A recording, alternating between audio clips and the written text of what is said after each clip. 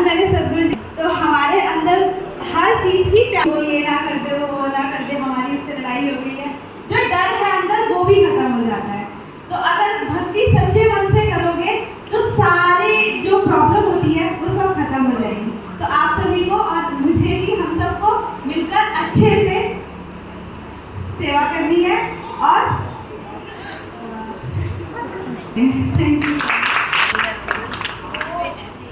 अब जो भी बोलना चाहता है, उन्होंने प्रवचन में क्या सुना है वो आगे।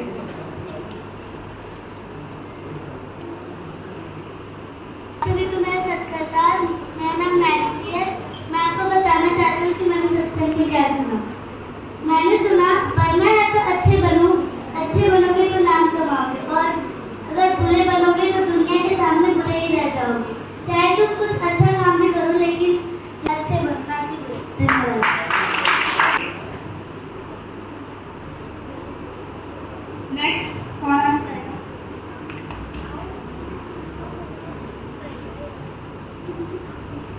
सत्कार आप सभी को। आज मैं सत्संग में सुना क्रोध और अहंकार इंसान को कभी जीने नहीं देता। अगर इंसान में अहंकार है तो क्रोध आता है। धन्यवाद।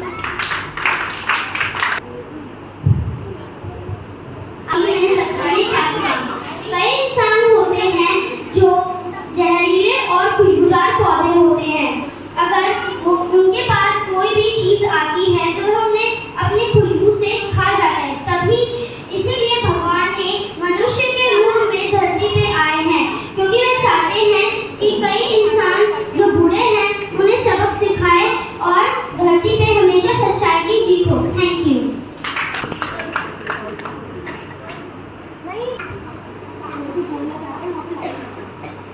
आप सभी को सत्कार, मेरा नाम मानसी है। आज मैं आपको बताना चाहती हूँ कि मैंने सतगुरु जी के प्रवचन में क्या सुना। मैंने सुना हुआ चाहे अपना हो या पराया, जो डूबेगा वो मर जाएगा, जो क्रोध करेगा उसका भला नहीं हो सकता।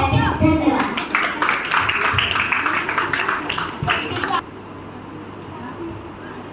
आप सब, मेरा नाम साजिया। आज मैं बताऊंगी मैंने सतगुरु जी के प्रवचन में क्या सुना। मैंने सुना हमें किसी की निंदा नहीं करनी चाहिए, हमें बंदगी करनी चाहिए। निंदक बंदगी करने वालों की बुराई करता है। धन्यवाद। सभी को मेरा सत्कार। मैं बताऊंगी क्या मैंने सतगुरु जी के प्रवचन में सुना। मैंने सुना जो भगवान की भक्ति करता है वो स्वर्ग में जाता है, जो भगवान की भक्ति नहीं करता वो नरक में जाता है। धन्यवाद।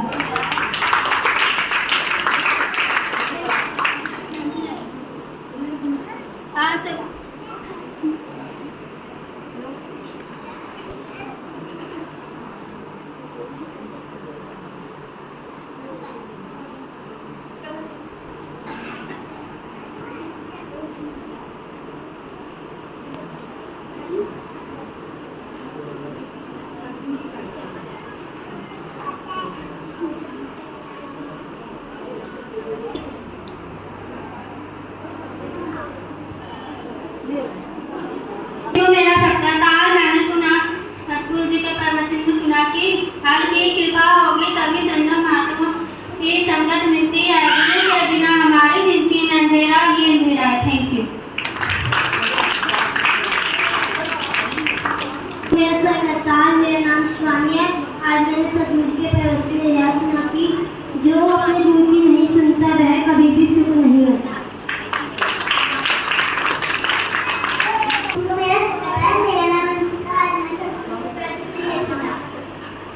अगर आप चोरी करोगे तो आपको और कोई नहीं देखेगा, आपको वो बात देंगे।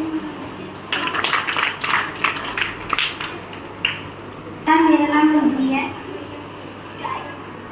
मन तो लोभ और लालच में लगा हुआ है तो सच को कमाई नहीं करते। ईश्वर अल्लाह को ज्ञान नहीं करता तो जन्म के भी कोई अधिकार नहीं होते। आप सभी को मेरा सत्कार। आज मैं बताऊंगी कि मैंने सतगुरु जी के प्रवचन में क्या सुना। मैंने सुना इंसान का जन्म हीरे के समान मनुष्य से बार बार नहीं मिलता। परमात्मा का नाम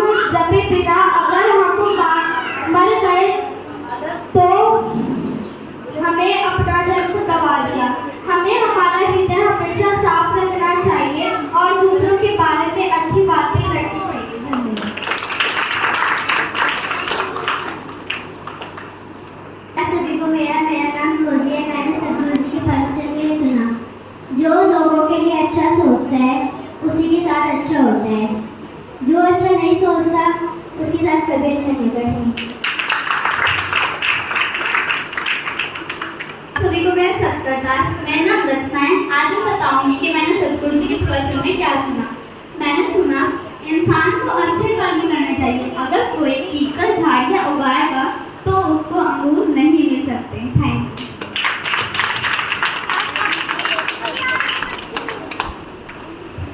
सत्कार आप सभी को। मेरा नाम सोना है कि मैंने सतगुरु जी के प्रवचन में क्या सुना। जिनके अंदर क्रोध है, अहंकार है, वो ही निंदा करता है। जो किसी की निंदा करता है उसका कभी भला नहीं होता। धन्यवाद। आप सभी को सत्कार। मेरा नाम संजना है। आज मैं बताऊंगी कि मैंने सतगुरु जी के प्रवचन में क्या सुना। हमारे जीवन में सुख भी आता है और दुख भी आता है, और दुख को हमें हंसते हुए काटना चाहिए। उस समय भगवान हमारी परीक्षा लेते हैं और हमें उसमें भी भक्ति करना नहीं छोड़ना चाहिए और हमें हमेशा भक्ति करते रहना चाहिए। आज मैं बताऊंगी कि मैंने सत्संग में क्या सुना। मैंने सुना कि जब हमारे ध्यान लोगों के बीच में रहता है तो हमारे अंदर सुखमन निवास करता है। सुखमन का अर्थ है परमात्मा, अल्लाह हमारे अंदर निवास करते हैं।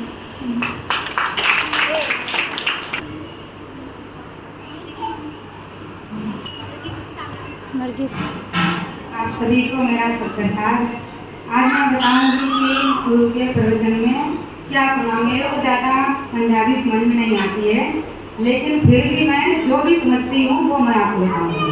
किसी से भी अगर मोहब्बत करो तो दिल से करो, चाहे गुरु है या अल्लाह है, या भक्ति करो या नमाज पढ़ो।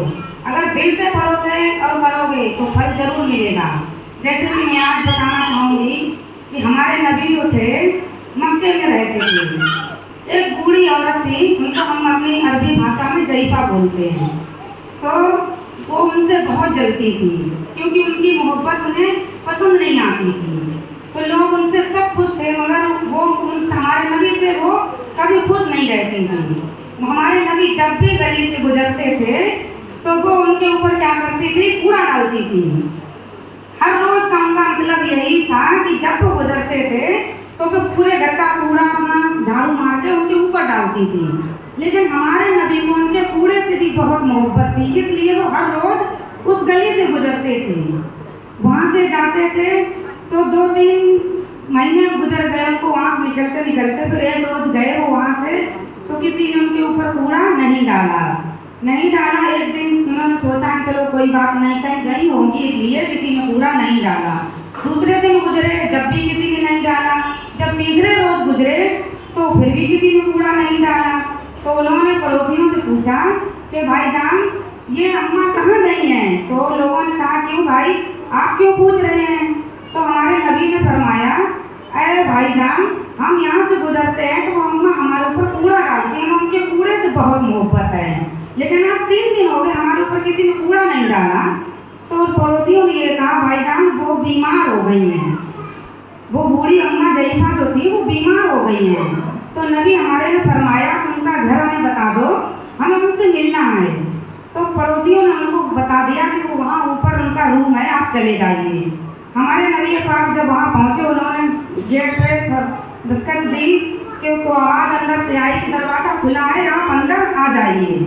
तो वो हमारे नबी पाक उनके अंदर जब दाखिल हुए तो उन्होंने पूछा, अम्मा क्या हुआ आपको? तो उन्होंने फरमाया, बेटा आप कौन हैं? हमारी तबीयत खराब हो गई। तो हमारे नबी ने फरमाया, अम्मा हम तुम्हारी हकीकत पूछने आए हैं, हम वही हैं जो आप हमारे ऊपर रोज कूड़ा डाला करती थी। 3 दिन से आपने हमारे ऊपर कूड़ा नहीं डाला, इसलिए हम आपकी खैरियत पूछने चले आए। तो उन्होंने पूछा आपका नाम क्या है? तो हमारे नबी ने फरमाया, हमारा नाम वही है नबी पाक मोहम्मद सल्लल्लाहु अलैहि वसल्लम जिससे आप नफरत करती हैं। तो वो बूढ़ी जईफा जो थी तो वो हमारे नबी को सीने से लिपट कर रोने लगी और कहने लगी, बेटा आज तक हमारे पड़ोसियों ने हमारी हकीकत नहीं पूछी क्योंकि मैं इतनी बुरी तो हूँ, और आपके ऊपर हम रोज कूड़ा डालते थे, आप हमारी हकीकत पूछने चले आए। तो हमारे नबी ने कहा कि तुम्हारे कूड़े से हमें बहुत मोहब्बत है अम्मा, इसलिए हम आपकी खैरियत पूछने चले आए। हमने सोचा अगर आपका इंतकाल हो गया होता, जैसे आपके बोलते हैं गुजर जाते हैं, अगर हम तुम्हारा इंतकाल हो गया होता तो हमें खबर मिल जाती, लेकिन 3 दिन से तुम्हारी कोई खबर नहीं मिली, इसलिए हम आपसे यहाँ तुम्हारी हकीकत पूछने चले आए। तो कहते हैं ना, किसी से मोहब्बत करो, चाहे सतगुरु है, अल्लाह है, भगवान है, भोले बाबा है। जैसे राम जी को देखो 14 साल का वनवास दिया गया, लेकिन उन्होंने अपने माँ बाप की मतलब भक्ति करनी नहीं छोड़ी थी। उन्हें ऐसा तो नहीं कहा कि इन्होंने हमें 14 साल का वनवास दे दिया तो इनके लिए हम अब उनकी इज्जत नहीं रही हमारे दिल में, या उनका हम आदर सम्मान नहीं करेंगे। नहीं, एक फकीर भी मांगने निकलता है तो 10 घर में मांगता है, कोई देता है कोई नहीं भी देता है, ऐसा नहीं सब लोग दे ही देते हैं भीख, उसको कोई भी देता कोई नहीं, मगर वो अपना काम नहीं छोड़ता, उसको मांगना ही है। तो वो इस हिसाब से कि हमें भक्ति करनी है, आज नहीं भगवान सुनेगा, कल नहीं अल्लाह पाक सुनेगा, किसी न किसी दिन हमारी फरियाद जरूर सुनेगा। अगर हम दिल से उस चीज़ को करते रहेंगे, ऐसा नहीं कि हमने चलो सतगुरु जी साथ बोल दिया हमें आज गाड़ी मिल जाए, आज नहीं मिली, अगर हम रोज यहाँ भक्ति करेंगे तो किसी न किसी दिन तो हम पर अहम कर्म कर ही देंगे, गुरु जी कर देंगे ना। जैसे हम नमाज पढ़ते हैं तो दिल से पढ़ते हैं, इसका मतलब ये नहीं हमारे घर में हर रोज दौलत चली आती है, या हम जिस चीज़ की ख्वाहिश करते हैं उस चीज़ के लिए नमाज पढ़ते हैं, और नमाज में अगर वो हमारी दुआ मुराद पूरी नहीं हुई तो हम मतलब नमाज पढ़ना छोड़ देंगे या गुरु की भक्ति करना छोड़ देंगे, ऐसा नहीं है। भक्ति करते रहेंगे तो किसी न किसी दिन फल मिलेगा जरूर। धन्यवाद।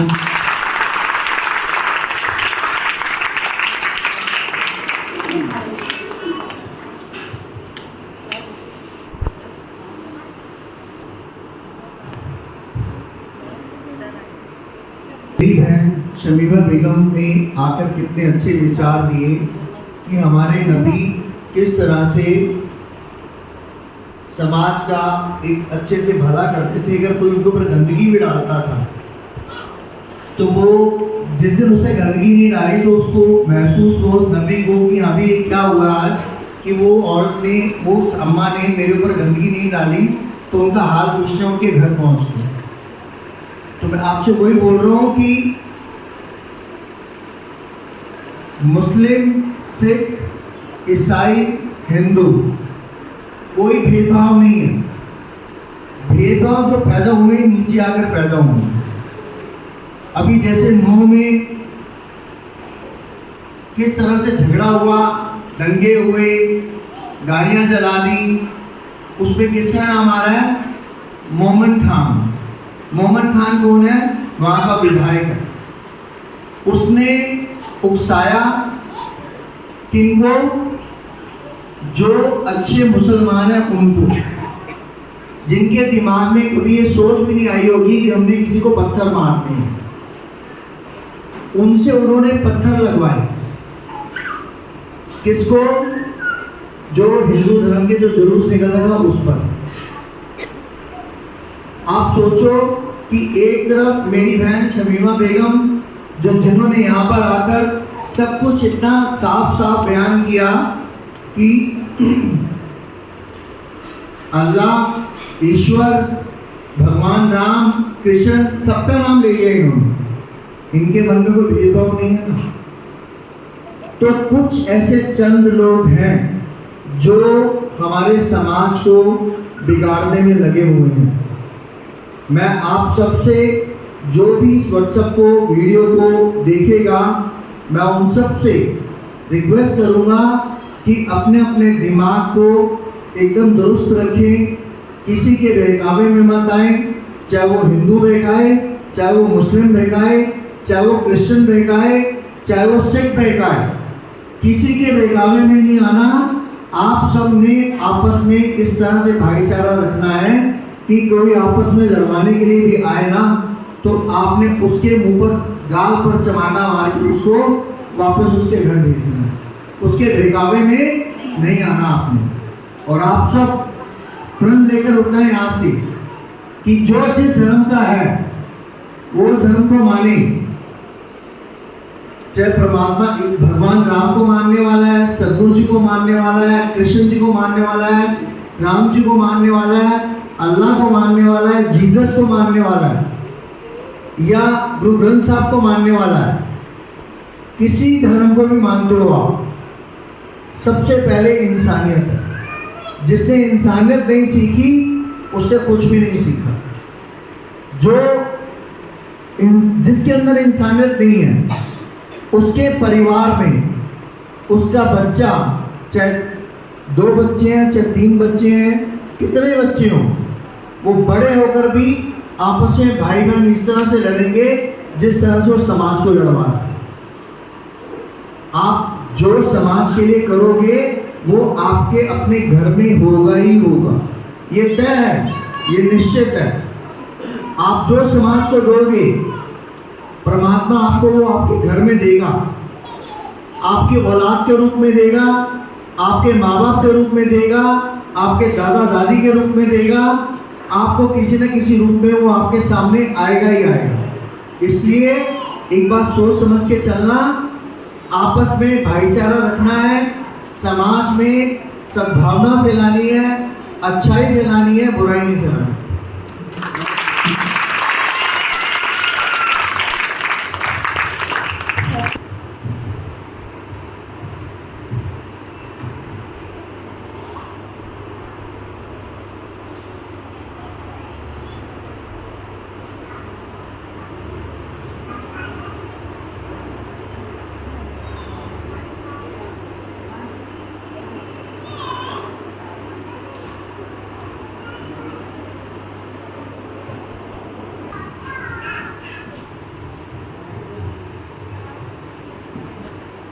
सिमरन करने पर सदगुरु जी का अंग संग रहना।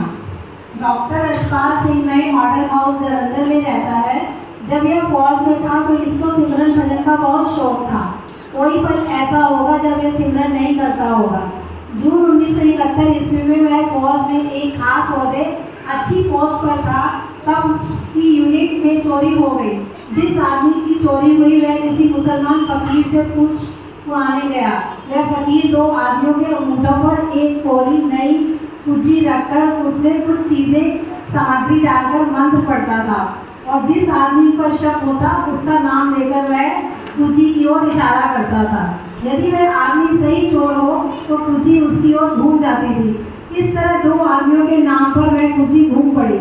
जिस आदमी की चोरी हुई थी उसने आकर स्क्वाड्रन के इंचार्ज जसालदार को सारी बात बताई। उसने स्क्वाड्रन कमांडर जो कि मराठा था को यह बात बताई। ये तीनों ही इस जादू टोने में विश्वास रखते थे, परंतु मौके का इंचार्ज डॉक्टर यशपाल था जो कि इस पर पूछ पाने का कड़ा विरोधी था। बेशक उसको भजन सिमरन का बहुत शौक था, परंतु उसको यह पता नहीं था कि सदगुरु जी हर समय इतने नज़दीक होते हैं और वह अपने सिख की हर ओर से इज्जत रखते हैं। जब उसको उसकी सीनियर अफसरों की ओर से हुक्म मिला कि उन जवानों की जिन पर चोरी का इल्ज़ाम दोष लगा है चार्जशीट तैयार करवाई जाए, क्योंकि फकीर की कुची ने उनको चोर साबित कर दिया है। उसने जवाब में लिखा कि जब तक वह फकीर उसके सामने कुची ना घुमा दे वह इसको नहीं मानता। इस बात पर सभी सहमत हो गए और फकीर को दूसरे दिन दफ्तर बुलाया गया। डॉक्टर यशपाल जब 10 बजे दफ्तर पहुंचा तो इस बात की ही चर्चा थी कि फकीर ने उन जवानों के नाम पर पूंजी घुमा दी है। उसको सुनकर हैरानी तो जरूर हुई, परंतु सोचा कि क्यों ना यह जादूगर खेल अपनी आंखों से देखी जाए। सो वह उस फकीर वाले कमरे की ओर गया। डॉक्टर यशपाल ने फकीर को मिन्नत भाव से कहा, ये फकीर साईं, किसी पर गलत दोष ना लग जाए, इसलिए ज़रा मेरे सामने भी उन चोरों के नाम पर पूंजी घुमाकर तसल्ली करा दो। उस फकीर को अपने इल्म पर बहुत भरोसा था और साथ ही वह पहले भी दिखा ही चुका था, इसलिए वह झट से मान गया। 2 जवान जो पहले ही बैठे थे उनके अंगूठों पर पूंजी रखी और इसमें कुछ सामग्री डालकर धूप दिलाई और कुछ मुंह में पढ़ना शुरू किया। पूंजी की ओर इशारा किया, परंतु वह ना घूमी। जानबूझकर नहीं, परंतु कुछ समय डॉक्टर यशपाल का सिमरन साई स्वाभाविक ही चल रहा था। जब पूंजी ना घूमी तो फकीर ने अपने दोनों कान पकड़े, मंत्र पढ़ा, परंतु फिर भी कुछ ना हुआ। फिर फकीर ने लेटकर जमीन पर नाक रगड़ना शुरू कर दिया और ऊंची ऊंची बोला, कहाँ चला गया है? मेरे इम्तिहान का समय है, परंतु तू नहीं दिखता। ये मेरे मालिक गॉड, यहाँ तक कि उसकी आंखों में आंसू आ गए। सारे ही मौके पर खड़े अफसर हैरान और सुन हो गए कि यह क्या बना है। जो 10 मिनट पहले पूंजी घूम रही थी वह अब क्यों जाम हो गई है। सभी की निगाहें फकीर पर जमी हुई थी। फकीर ऊंची ऊंची अपने मुर्शिद को पुकार रहा था। डॉक्टर यशपाल की निगाह केवल पूंजी पर थी कि यह कब और कैसे घूमती है। वह तो सिर्फ यह जादूगरी को ही देखना चाहता था। फकीर के तरले मिलते और हाड़े निकालने सब बेकार हो गए। यह पसीनों पसीनी हुआ। काफ़ी समय पश्चात कहने लगा कि यहाँ मेरे से भी कोई बहुत बड़ी ताकत मौजूद है जो कि मेरा जोर चलने नहीं देती। मैं अब अपने टीले पर जाऊँगा और वहाँ जाकर अंडे उबालूंगा। जैसे जैसे अंडे उबलेंगे चोरों के पेट फूलने शुरू हो जाएंगे। रसालदार को डॉक्टर यशपाल का पता था क्योंकि उसने डॉक्टर यशपाल को बाहर कैंप पर गए हुए भजन में बैठे हुए देख लिया था। इस कार्रवाई के पश्चात फकीर तो अपने टीले में चला गया और वह डॉक्टर यशपाल मेन ऑफिस से होकर मैस में खाना खाने चला गया। जब डॉक्टर यशपाल वापस अपने कमरे में पहुंचा तो वे दोनों जवान जिनका नाम चौरी में था उसके कमरे के बाहर बरामदे में बैठे थे। उसने उनके आने का कारण पूछा तो उन्होंने बता दिया कि चोरी हमने ही की है और अंडे उबालने से पेट के फटने के डर से आपके पास आए हैं। हमें यह पक्का यकीन हो गया कि आपके पास ही बड़ी कोई ताकत है जिससे पूंजी नहीं घूमी और हमारे पेट फटने से भी बच सकते हैं। हमें सजा से भी आप ही बचा सकते हो। हम पर तरस करो। इस बात का डॉक्टर यशपाल को कभी भी एहसास नहीं हुआ था कि उसके शत्रु जी हर समय हर पल उसके साथ साथ हैं और शत्रु जी की ताकत के सामने सभी ताकतें असमर्थ हैं। यह सोचकर उसके मन में शत्रु सच्चे पिताजी पर भरोसा और भी पक्का हो गया और उसने उनको सजा से बचाने का वायदा कर दिया। उधर फकीर जैसे जैसे अंडे उबाल रहा था वैसे वैसे उसका अपना ही पेट फूलना शुरू हो गया। फकीर ने झट से ठंडा पानी डालकर उबलते पानी को ठंडा किया तो उसको सुख की सांस आई। कुछ समय पश्चात उस फकीर ने रसालदार को कहा कि इस तरह लगता है कि चोर उस सरदार जी के पास बैठे हैं जिस कारण उसका जोर नहीं चल रहा। उनके आने से पहले ही डॉक्टर यशपाल जवानों को वापस भेज चुका था। रसालदार सीधा उसके पास आया और जवानों के बारे में पूछा और फिर उस फकीर की सारी बात बताई।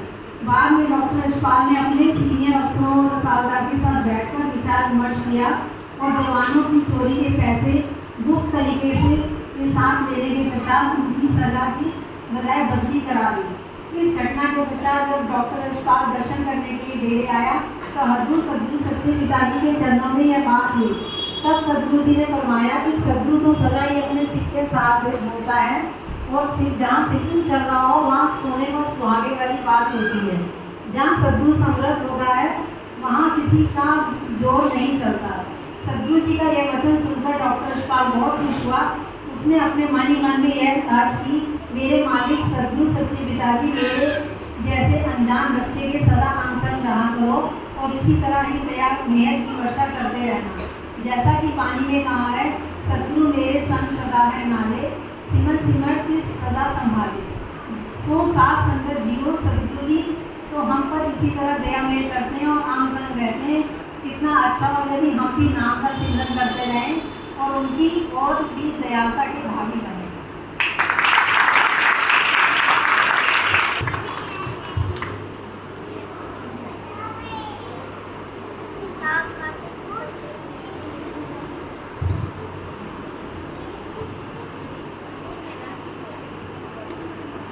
सामने में के लिए आ गई।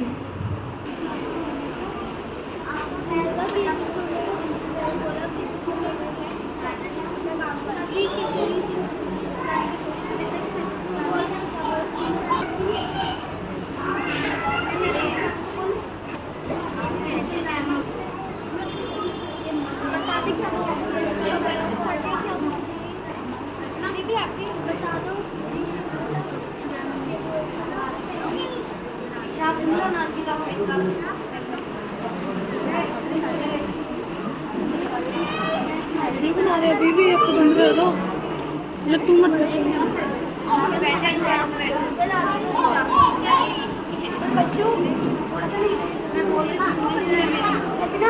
ये ब्रेसलेट तो यार ये वाले उतार के रख देंगे। पूनम मैम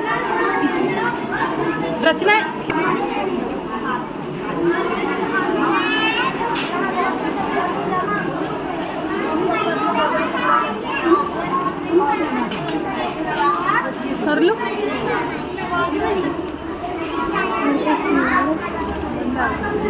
सामने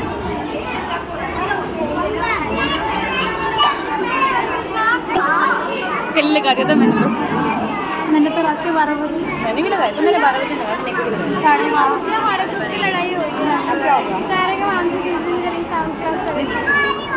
अरे मैं सर से उसको बोला है, मैं सर से पूछूंगी यार क्या बोला। लेकर रहना उन्हें क्या चाहिए।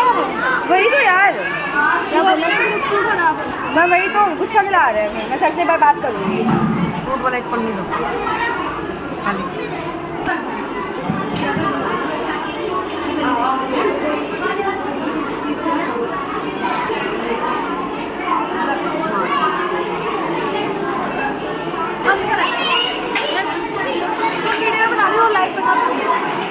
यूट्यूब पे वीडियो रहती है, वो इंस्टा पे जा बंद करना, चुप रहे। ये यूट्यूब पे जाती है, वो इंस्टा पे जाती है, किस बताइए। पता नहीं